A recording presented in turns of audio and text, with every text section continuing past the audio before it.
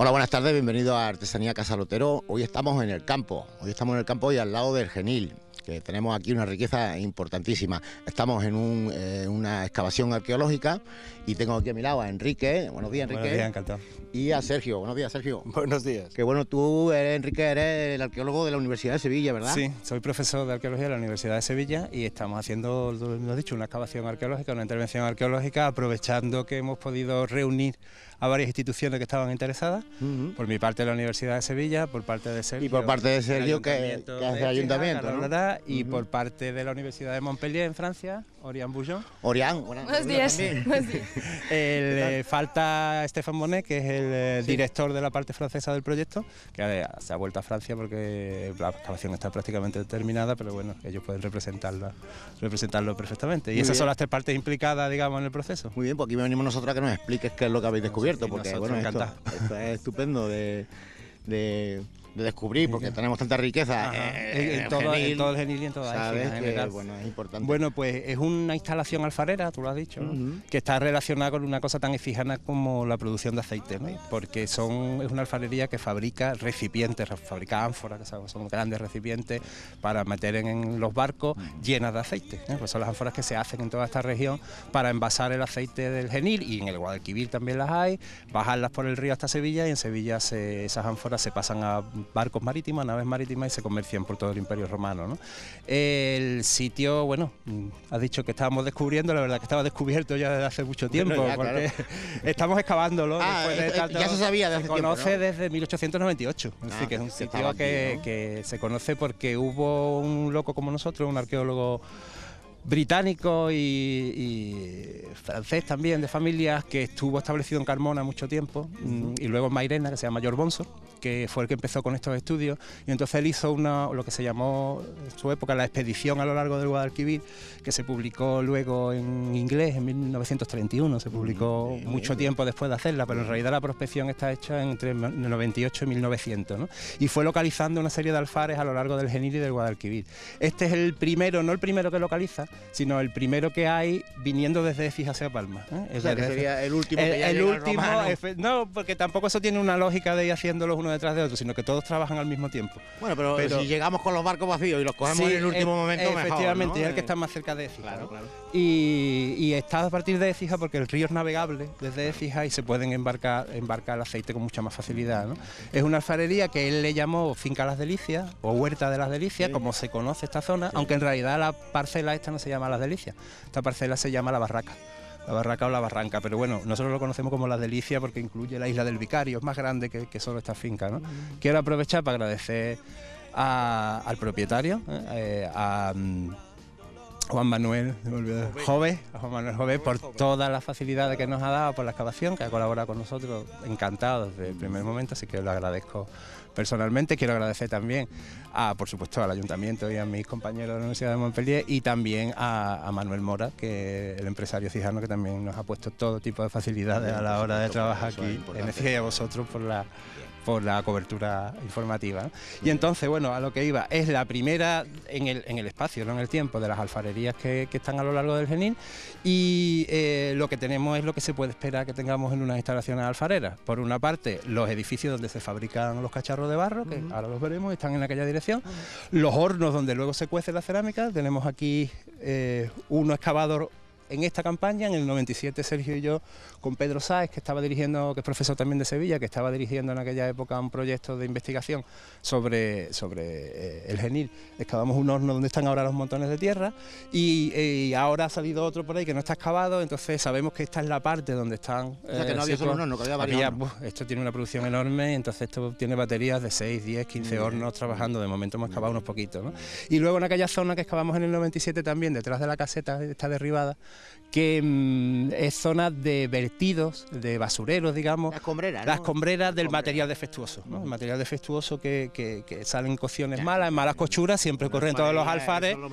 Tiene unas escombreras kilométricas, ¿no? Que están situadas allí. Claro. Cuando excavamos las escombreras, y ahora la excava aquí también, hemos conseguido saber cuánto tiempo trabaja el alfar y quiénes son las personas que están implicadas en la producción. Y decimos las personas a dos niveles, a nivel de propietarios y a nivel de obreros. De esclavos, efectivamente. Es decir, el jefe y el esclavo. Y tenemos los nombres, ¿no? Entonces sabemos, tenemos desde el siglo I al siglo III, tenemos la nómina de los distintos propietarios del alfar, que va cambiando. Es una propiedad que va cambiando de mano y sabemos los nombres de las personas, sabemos la fecha también. Esto lo empieza, el alfar lo instala por primera vez un señor que sabemos que se llama Publio Sedatius Habitus, que empieza a trabajar hacia el año 30 después de Cristo, para que nos situemos en el año 30, estábamos en los años finales de Tiberio, y que parece que trabaja hasta el año 60 o 70, trabaja Tiberio, Calígula, Claudio y Nerón prácticamente, y los principios de Vespasiano. Luego tenemos una segunda fase que es del siglo II, de mitad del siglo II, en la que el propietario no lo conocemos por los sellos, digo que conocemos los nombres porque las ánforas llevan sellos con los nombres, pero conocemos nombres de varios esclavos, y luego tenemos una última fase que es la que hemos excavado en extensión, que es del siglo III, que los propietarios son una familia, padre, hijo e hija, que se llaman los Juni Melissi, se llaman los dos padre e hijo, y Melisa se llama la hija. ¿Pero siguen fabricando ellos también? Sí, va cambiando, el alfar sigue funcionando, lo que va cambiando es de propietario, digamos, ¿no? Y hacia el año 250, hacia mitad del siglo III, termina la actividad del alfar. Ya el alfar desaparece y sigue, ahora lo veremos por ahí, que hay lugares donde se han estado habitando aquí, pero ya no son alfareros, ya son otro tipo de... ¿Y no engancha esta alfarería con después para hacer ladrillo o lo que sí, la alfarería hace fundamentalmente ánforas, porque está dedicada a la economía del aceite, ya te digo, ¿no? Pero tiene producciones secundarias, podemos decir. Tiene producción de ladrillo, tiene producción de teja, aunque las tejas romanas son planas, las llamamos tégulas, y tiene producción de cerámica común, jarritas, jarras mayores y sobre todo unos lebrillos enormes que tiene como unos 40-50 centímetros de diámetro, que también se producen en mucha cantidad. Ahora vamos a ir viendo cacharritos. Y Sergio, también colaboráis desde el ayuntamiento, porque tú eres el arqueólogo municipal, digamos, ¿no? Efectivamente. ¿Y cómo lo ve el ayuntamiento, lo de todas estas cosas? Porque esto es estupendo, ¿no? Bueno, hay que decir que en realidad Écija fue de los primeros ayuntamientos de España que cuando empezó la transferencia de las competencias a las comunidades autónomas en patrimonio histórico, pues fue de los primeros ayuntamientos que creó un servicio municipal de arqueología. Vaya, que la ley de patrimonio histórico salió en el año 85. Y Écija, sin embargo, se adelantó un año y ya a finales de 1984 pues ya empezó a desarrollar intervenciones arqueológicas bien gestionadas o bien realizadas directamente desde el propio consistorio. Es decir, que hay ya una tradición anterior incluso a que llegásemos nosotros en este tipo de intervenciones.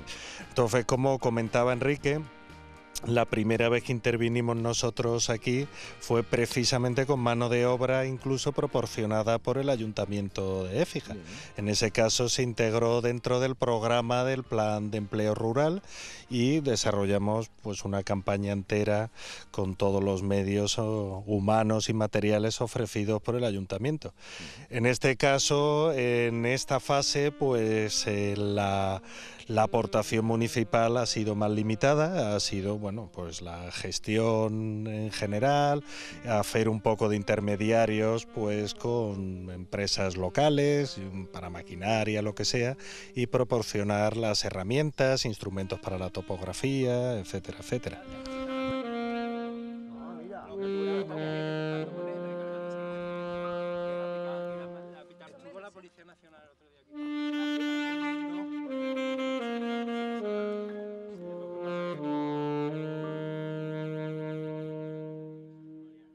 Yo no quiero vivir mi vida.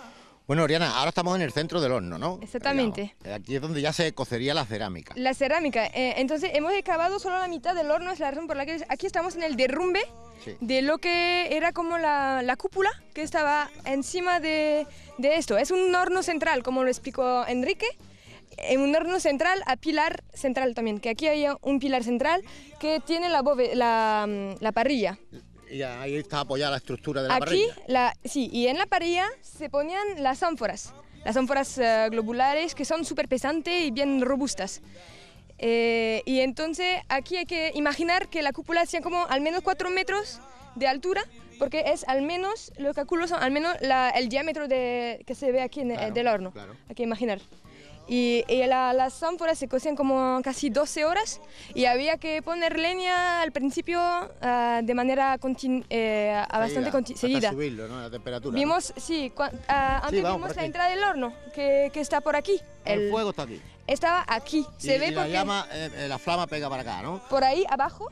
Bueno, y estos agujeros es por donde salía ya El calor. la flama, el calor, ¿no? El calor, claro. Y con el viento entraba el aire que jalaba con la chimenea de encima, que tiraba el aire para... ¿Cuántas calculas que entrarían aquí, ánfora? Bueno, es que es un poco difícil porque depende de la altura de la cúpula. Entonces sí, hay que hacer cálculos de superficie, de metros cúbicos del horno. Y bueno, según los tamaños, es que las empilaban, ¿se dice? Las ponían... sí, bueno, apiladas. Sí, aprovechaban de todo el espacio del horno. Entonces, no sé, todavía es que hizo Remesal, el profesor Remesal de la Facultad de Barcelona, hizo un estudio de los hornos de la Catria y del Tejarillo, que son alfarerías romanas del Guadalquivir. Imagino como casi 70 ánforas en un solo horno. Y son... ¿cómo se dice? Es un estudio, no es nada cierto. Sí, pero que porque sería... Ah, no, porque no, pero serán todos parecidos, será, ¿no? sí, es que es un cálculo, es algo, sí. una... Sí, que no es exacto, pero vamos, Sí, para pero que es tengamos una referencia, sí, nos una sirve, referencia. ¿no? Oye, he perdido la palabra, pero no pasa nada. Muy bien.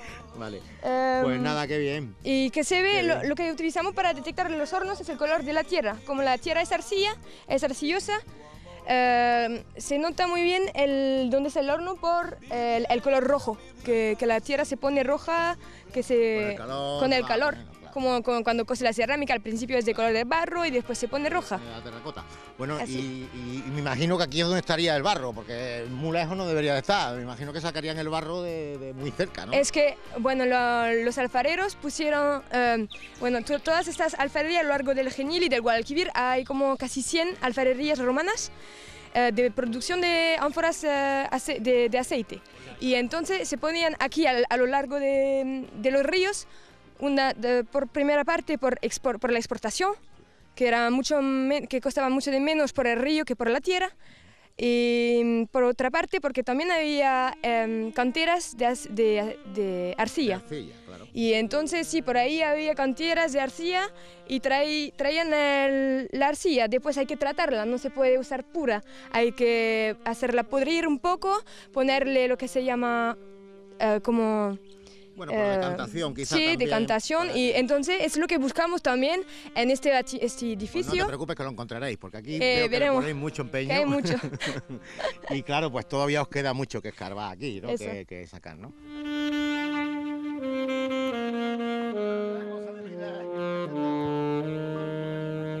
Bueno, y me he venido aquí al punto más bajo de todos porque estaba aquí Roden, hola, ¿qué tal? Muy bien. Bienvenido. ¿Qué tal? ¿Se sufre mucho aquí trabajando? Sí, es muy calor, mucha calor. Pero el sitio es interesante, Claro. muy interesante. Se ve que te gusta. ¿Y qué estáis todo el día? ¿Qué horarios tenéis? Sí, el primero es a 8. A las 8 de la mañana. A las 8, sí. Bueno. Y finito a las 15. Ah, O sea, a las 15. hasta las 3, ¿no? Sí, es muchas horas. Bueno, pues nada, te vamos a dejar aquí que sigas excavando porque tú eres voluntario, ¿no? Sí, es voluntario. Y Soy voluntario. Eres voluntario. Sí. Y te vamos a dar las gracias también, chiquillo, porque estás aquí escarbando, porque esto hay que sufrir. Sí. Venga, pues gracias, ¿eh? Bueno, también tenemos aquí a Sabrina. Sí. Hola, ¿qué tal? Hola, Buenos días. muy bien, muy bien. Y a Fabrice. Fabrice, muy bien. ¿Qué tal? Que también sois voluntarios vosotros, ¿no? Sí, estamos voluntarios también Sois voluntarios y también. trabajando aquí sobre el horno desde 12 semanas y esta mañana tenemos un poco De frío, sí. Pero después cambia y...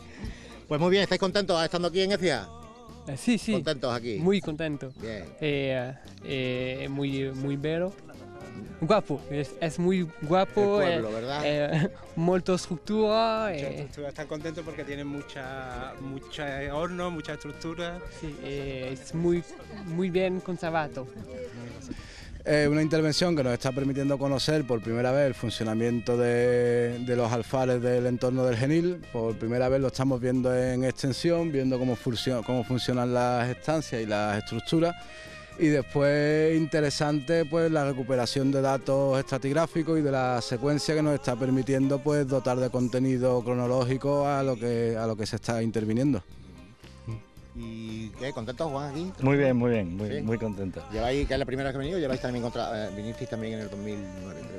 En el 97, todavía no. Bien, muy interesante porque conocemos muchos sellos, conocemos miles de sellos diferentes, conocemos en el Valle del Guadalquivir, pero en realidad a través de los sellos intentamos averiguar cómo funcionaban las alfarerías, pero no sabemos cómo eran físicamente. Y claro, este es el momento de verlo, ¿no? Cómo estaban organizadas, ¿no? Y bueno, claro, muy interesante. Claro, que parece mentira que en más de 100 años desde que se conoce que estas alfarerías se han excavado muy pocas. Realmente se conocen porque se han ido recogiendo sellos por el terreno, pero excavaciones de este tamaño esta es la primera. Hay 100 alfarerías. Entre el Guadalquivir y el Genil, ¿no? Desde Córdoba hasta Sevilla prácticamente, y en el Genil desde Palma del Río hasta aquí, hasta Écija. Y ya le digo, conocemos miles de sellos diferentes. Y por supuesto cada uno, ¿qué es? ¿Una especie de dibujito, unas letras? ¿Cómo son algunos son los nombres de los alfareros. Ah, los nombres. Son nombres de los alfareros, cómo se llamaban las alfarerías y quién eran las personas que trabajaban en los alfares. A través de esos sellos intentamos averiguar cómo se organizaban las alfarerías, ¿no? La propiedad cambia de mano porque cambian los nombres. Pero es muy difícil porque si no sabemos cómo eran materialmente las alfarerías, cómo eran físicamente, claro, el trabajo es muy complejo y bueno, pues esto nos va a ayudar mucho, espero, a ver cómo funcionaban esos talleres. Yo pensaba que era un logotipo de estos aquí, con un dibujito o algo, y resulta que era el nombre. Es el nombre de los sellos. Qué bueno, ¿no? Los sellos se utilizaban para distinguir producciones, ¿no? Y lo que estamos viendo a través de los sellos es cómo se organizaban las alfarerías, ¿no? Qué grupos de personas se dedicaban a determinada producción, ¿no? Entonces aparece el nombre el propietario de la alfarería, la persona que fabricaba los envases, los nombres de los talleres. Y ahora pues, vamos a ver cómo eran físicamente los talleres. ¿Cuántas personas trabajaban aquí aproximadamente? No, lo grande que es, unas cuantas, ¿no? Los nombres que tenemos son nombres de encargados. Cuando tenemos un nombre de un esclavo es como, digamos, un capataz de una cuadrilla. Entonces sabemos que el primer propietario puede tener 6 o 7 encargados. Ahora, ¿cuántos dependientes tiene cada encargado? Ya no lo sabemos. Porque el esclavo no tiene derecho ni a nombre. No tiene nombre, pero no lo pone. Entonces digamos que el propietario tiene esclavos de confianza, que son los que gestionan sectores diferentes. Y cada uno de esos esclavos tiene a su disposición un número de esclavos que no escribe y que nos dejan su nombre. Entonces eso es lo que nos sabemos. Por la realidad. Y no quiero dejarte, mi vida es la verdad. Y ahora que estoy junto a ti. Bueno, y tenemos también a Piero. Piero, buenos días. Buenos días. Que tú vienes de Barcelona, ¿verdad? Sí. Pues mira, ¿y cómo ves esta excavación? Bueno, pues a ver, es una excavación que de por sí es una gran sorpresa porque nunca habíamos llegado a conocer, digamos, con una extensión de este tipo, lo que puede ser una de las tantas alfarerías que se encuentran en el Genil o el Guadalquivir. Con lo cual aquí lo que tenemos es una novedad que pueda sentar las bases de hipótesis de futuro. Y yo creo que quizás es el primer paso de los muchos kilómetros que nos quedan por hacer, ¿no? Para llegar a entender de alguna forma cómo eran las alfarerías y cómo se estructuraban a lo largo del río. ¿Y eso por qué? ¿Porque quizás es de las más completas que habéis encontrado? Bueno, esto es muy difícil porque no hay ninguna alfarería que tengamos excavada en su totalidad. Claro. Podemos guiarnos por las referencias, por ejemplo, de la epigrafía que encontramos en contextos más allá de Andalucía, como por ejemplo en Roma, el Testacho, o en campamentos militares de Germania o de Britania, donde suelen aparecer con muchísima frecuencia estas ánforas y estas marcas, y gracias a estos dos contextos podemos datar las marcas y podemos datar las producciones. En el caso de las delicias tenemos seguramente una de las primerísimas alfarerías, al menos de la zona del Genil, la más cercana asociada a la colonia de Astigi, y que empezaron arrancaron con la producción de estos envases olearios y que además tiene una vida muy larga. Esto No sabemos de momento cuándo comienza la producción anfórica, pero al menos lo que son estas ánforas globulares podemos poner un margen hacia el 30, aunque habrá que ver si hay producciones anteriores de época de Augusto, de Tiberio, pero lo que sí sabemos es que esto acaba más o menos hacia mediados del tercero. Con lo cual aquí tenemos más de 200 años de producción anfórica para envasar aceite. Y mira qué sello está, ¿eh? Este, bueno, es uno de los sellos más conocidos, PS Abite. Bueno, es el nombre de un personaje romano, un Publius, seguramente Sedatius Abitus, y es seguramente el sello más característico para la primera fase de actividad de este alfar. Esto se data en época de Claudio y de Nerón, más o menos, por decir una fecha, desde el 40 al 50 después de Cristo. Y cualquier persona que estudie material anfórico de origen bético, por ejemplo, en Alemania, en Holanda, o en Britania, y busque las ánforas, digamos, las primeras ánforas, las más antiguas, lo que va a encontrar seguramente entre los sellos de esta época, sobre todo el sello del PS Abiti. ¿Puede encontrarla de aquí, de Écija? Sí, sí, sí. Han consumido muchísimas. El aceite que se han basado aquí. Es curioso. Claro, estas ánforas, su función básica es transportar el aceite a sitios lejanísimos, y entonces, como él está diciendo, los campamentos de los legionarios romanos que están conquistando Germania, o que están intentando conquistar Germania, pero luego no lo consiguen totalmente, están consumiendo aceite en ánforas que se les lleva desde el Guadalquivir y desde el Genil, y entonces cuando el envase lo desechan, lo tiran allí en el campamento, y ahora aparecen, si tienen este sello, sabemos que ese envase venía de este alfar, porque ese sello, el asa, ¿no? El asa del cacharro, sí. Empieza en ánfora. Tiene dos asas, y normalmente una de las dos asas tiene un sello. Sí, la boca del pico para que entre en el barco bien efectivamente, también, ¿no? Lo tenían todo estudiado, como todas las ánforas. Y cada alfarería tiene su sello, y entonces donde quiera en el imperio que aparezca este sello, sabemos que es una ánfora que se hizo aquí, se transportó hacia allí. Qué curioso. Por ejemplo, te puedo decir, digamos, como novedad, en las últimas investigaciones que estamos haciendo, sobre todo en lo que es en Germania, ¿no? En la frontera germana, hemos estado estudiando el material anfórico del primer campamento romano de Magreda, se llama Cosplató, pero asociado a la ciudad holandesa de Nimega, que sería de las ultimísimas ya en dirección a lo que es el mar, y de lo que es la frontera germana, ¿no? Pero ya en territorio actual holandés.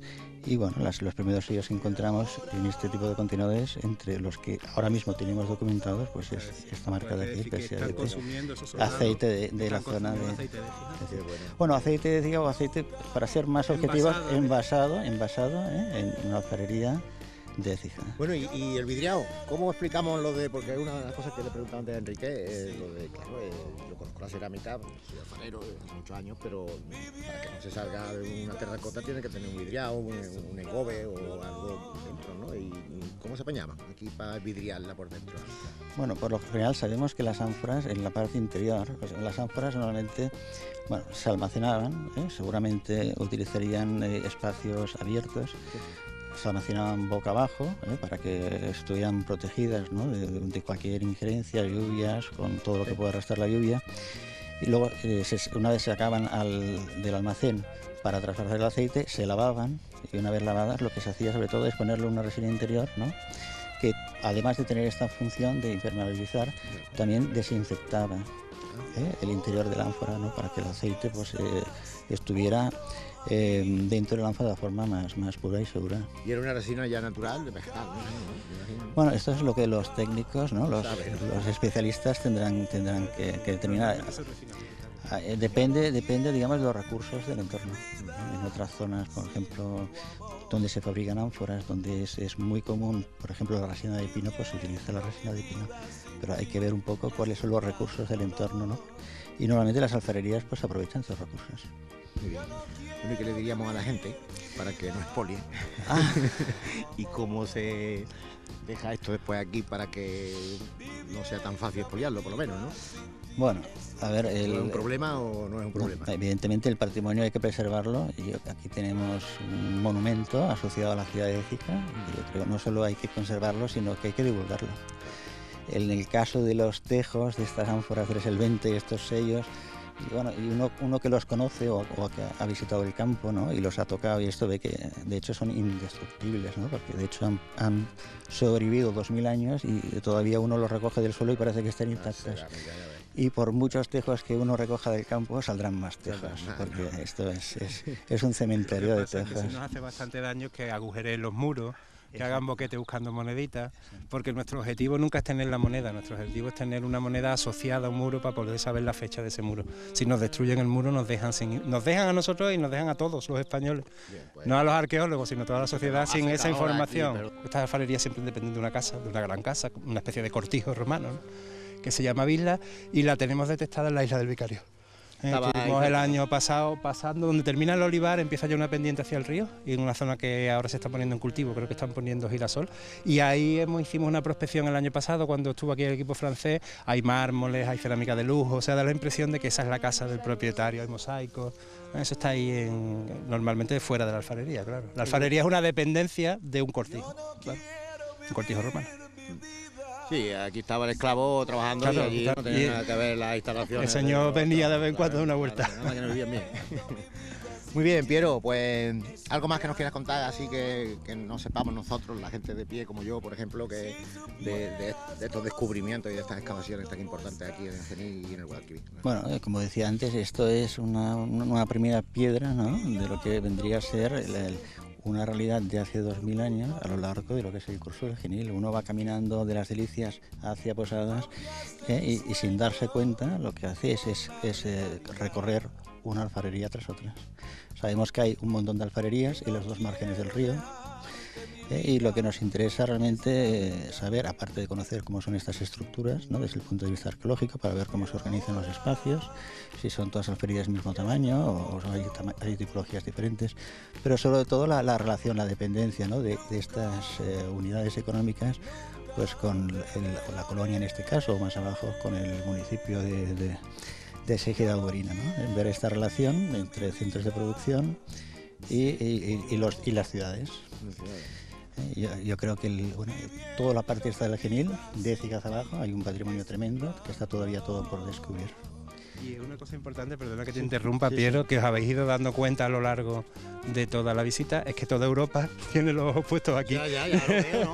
Que tenemos franceses, él habla de la gente que trabaja en Alemania, de la gente que trabaja en Gran Bretaña, de la gente que trabaja en Barcelona, en Roma, y todo el mundo está pendiente de lo que hacemos aquí porque son mundos interconectados. Sí, no, y además, Enrique, te iba a preguntar también un poco qué futuro puede tener esto como algo que es patrimonio de aquí, que es una cosa historia, que son hombre, cosas.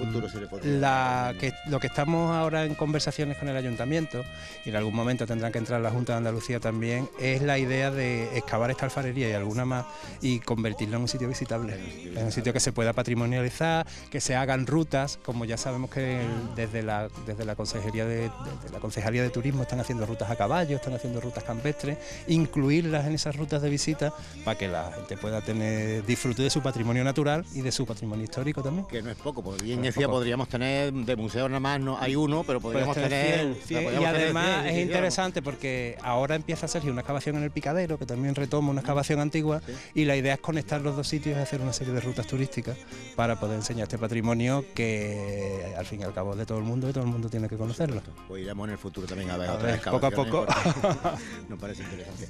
Bueno, pues ya os voy a dar las gracias porque, bueno, me ha encantado este programa, ya no solo porque yo soy alfarero, sino porque estamos en un sitio donde tenemos pues historia, tenemos mucha sabiduría, porque los romanos nos enseñan mucho. Y luego te quería hacer un inciso que creo que es importante, ¿no?